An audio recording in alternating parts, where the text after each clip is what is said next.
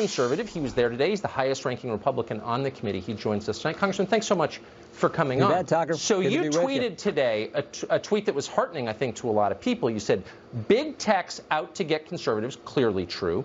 It's time they face the consequences. Right. So to the many frustrated viewers out there who don't think Republicans have forced them to face any consequences for the past 4 years, tell us specifically, if you would, what those consequences are going to be.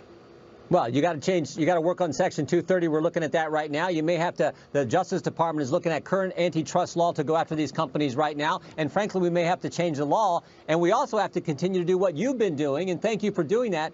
Calling them out every time we see the bias, every time we see them become the facilitators of the mob to cancel people. We have to continue to call them out. Remember, Tucker, Twitter went after me 2 years ago. I've been talking about this for a couple years. They shadow banned 4 members of Congress, 435 in the House, 100 in the Senate. Only 4, Gaetz, Meadows, Nunes, Jordan, get shadow banned by Twitter. And of course, they just told us it was just a glitch. Are you? I said, well, what'd you put in the algorithm? The names Gaetz, Meadows, Nunes, Jordan. I think I said that on your show. So no, you did, and of course we agreed. But I'm a talk show host, and we've got 4 million viewers or whatever. But my job is to talk. Lawmakers are tasked with running the country and passing our laws, by definition. Right.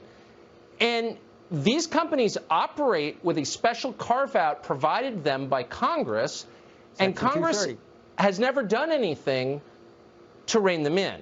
And so we've got, 96 days till the election. Are there going to be any consequences until then?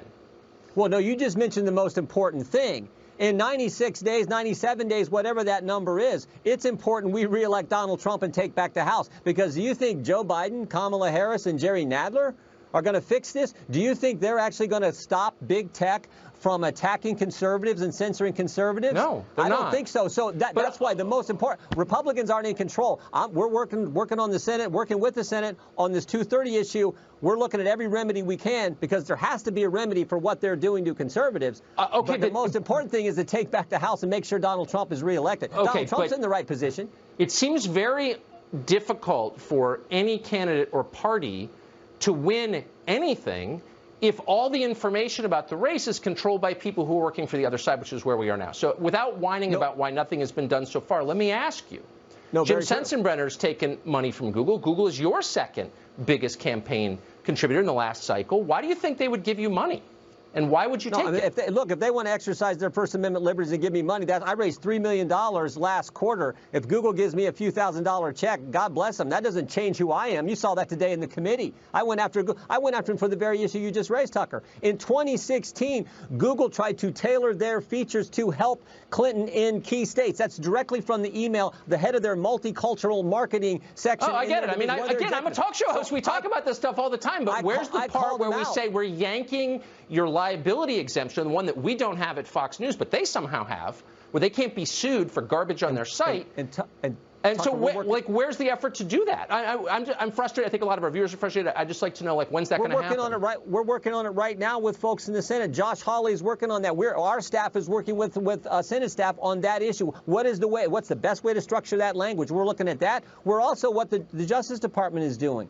Bill Barr is looking at this issue as well. So that's the rim. Now, we may have to write some other law. There are 3 possible remedies here. All I know is there is a big problem, and there has to be a remedy. We're looking at which is the best course of action to take. But none of it happens, Tucker. None of it happens if Jerry Nadler is still in charge of the Judiciary Committee and Joe Biden and Kamala Harris get elected as president and vice president. I'm certainly not advocating for Jerry Nadler having more power than he does. Obviously, he's appalling. Again, I think most people watching feel justified frustration that here we are right at the edge of the election, and it's going to be pretty hard to win anything if these people continue to interfere in our democracy. And I'm sure you share that. No, I do. The good news is in 2016, in spite of what Google did, the American people saw it for what it was, and Donald Trump was elected. I think it's going to happen again, but we got to keep our eye on him. That's why I raised that issue in the hearing today twice with Mr. Pichai at Google.